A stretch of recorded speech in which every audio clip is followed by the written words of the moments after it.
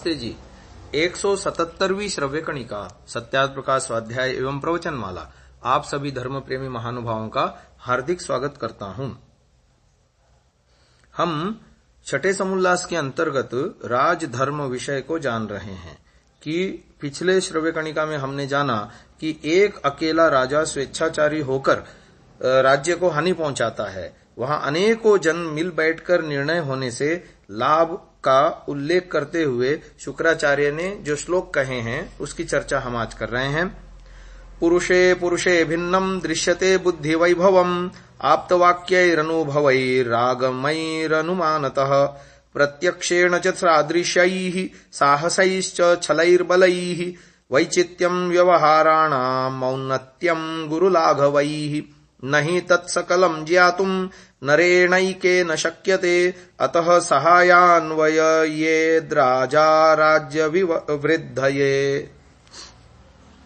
कहते हैं आप्त यानी यथार्थ वक्ताओं के वाक्यों से, अनुभवों से, आगम जो कि वेद आदि शास्त्रों के प्रमाणों से, अनुमान से एवं प्रत्येक मनुष्य में भिन्न भिन्न प्रकार की बुद्धि वैभव दिखाई पड़ता है और प्रत्यक्ष प्रमाण से, सादृश्य यानी उपमान से, साहस, छल और बल से, व्यवहारों में भी जो विचित्रता तथा गुरुता एवं लघुता से जो उन्नति किसी की अधिक किसी की कम होने से हम देखते हैं। इन सब बातों का ज्ञान करना अकेले आदमी के लिए संभव नहीं है। अतः राज्य की वृद्धि के लिए राजा उत्तम सहायकों का वर्ण करे।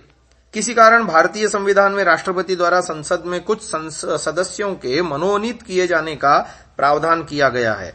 विज्ञान, कला आदि क्षेत्रों के विशिष्ट व्यक्ति निर्वाचन प्रक्रिया के माध्यम से न चुने जाकर संसद में प्रवेश पाने से वंचित रह जाते हैं।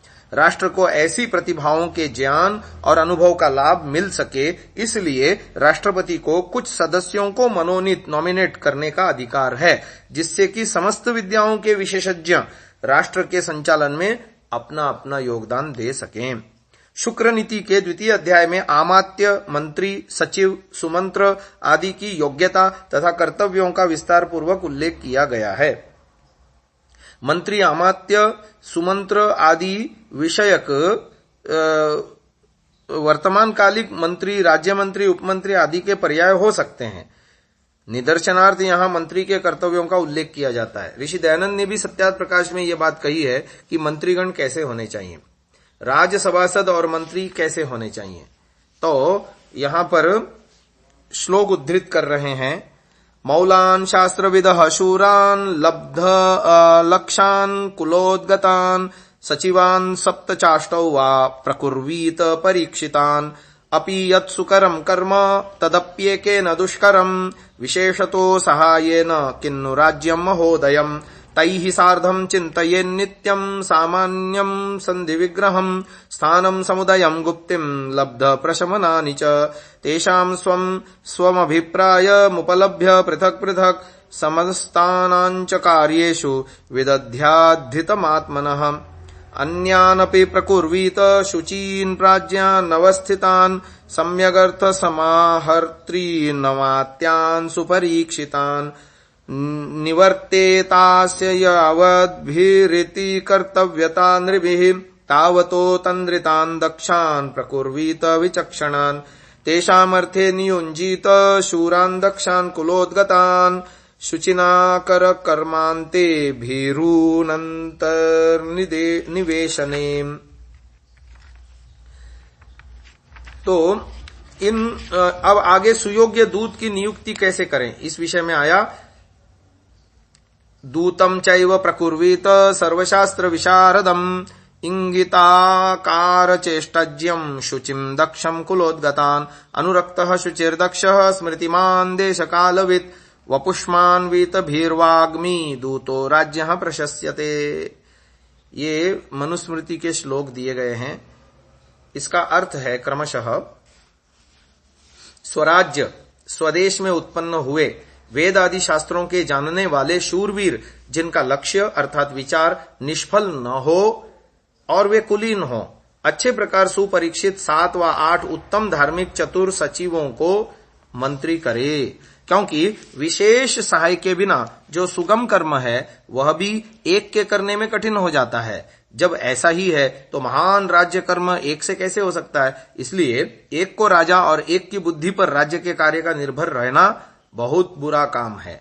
इससे सभापति को उचित है कि नित्य प्रति उन राज्य कर्मों में कुशल विद्वान मंत्रियों के साथ सामान्य करके किसी से संधि अर्थात मित्रता, किसी से विग्रह अर्थात विरोध, स्थान अर्थात स्थिति, समय को देख करके चुपचाप रहना, अपने राज्य की रक्षा करके बैठे रहना, समुदयम जब अपना उदय अर्थात वृद्धि हो जाए तब दुष्ट शत्रु पर चढ़ाई करना, गुप्तिम अर्थात मूल राजसेना कोष आदि की रक्षा, लब्ध प्रशमनानी जो देश प्राप्त हो उसमें शांति स्थापन, उपद्रव रहित करना, इन 6 गुणों का विचार नित्य प्रतिक्रिया करे।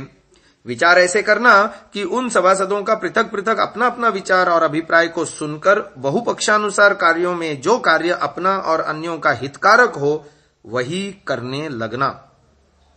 अन्य भी पवित्रात्मा, बुद्धिमान, निश्चित बुद्धि पदार्थों के संग्रह करने में अति चतुर सुपरीक्षित मंत्रियों को नियुक्त करे।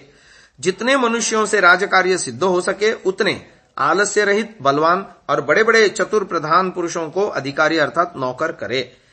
इनके अधीन शूरवीर, बलवान, कुलोत्पन्न पवित्र भृत्यों को बड़े बड़े कर्मों में और भीरु यानी डरने वालों को भीतर के कर्मों में नियुक्त करे। जो प्रशंसित कुल में उत्पन्न चतुर, पवित्र हाव भाव और चेष्टा से भीतर हृदय और भविष्यत में होने वाली बातों को जानने वाला, सब शास्त्रों में विशारद यानी चतुर है, उस दूत को भी रखे। वह ऐसा हो कि राजकाम में अत्यंत उत्साह, प्रीति युक्त, निष्कपटी, पवित्रात्मा, चतुर, बहुत समय की बात को भी न भूलने वाला, देश और काल अनुकूल वर्तमान का कर्ता, सुंदर रूप युक्त, निर्भय और बड़ा वक्ता हो, वही राजा का दूत होने में प्रशस्त है।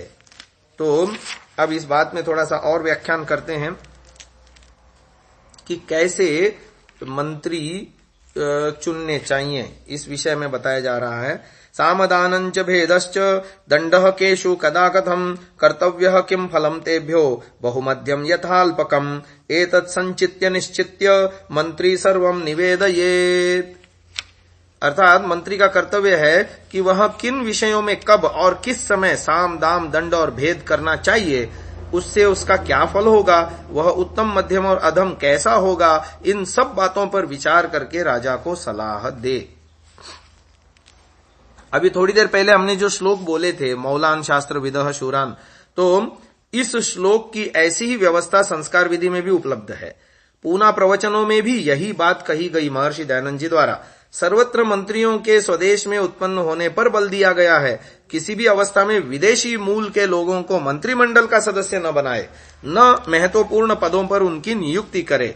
इस नियम का उल्लंघन होने के दुष्परिणामों के संदर्भ में दिल्ली से प्रकाशित इंडियन एक्सप्रेस के 7 जून के 1990 के अंक में प्रकाशित विवरण आया था कि British military commanders who were retained in India after independence had wrongly advised the Indian government to refer the Kashmir problem to the United Nations, thereby helping Pakistan to internationalize the issue.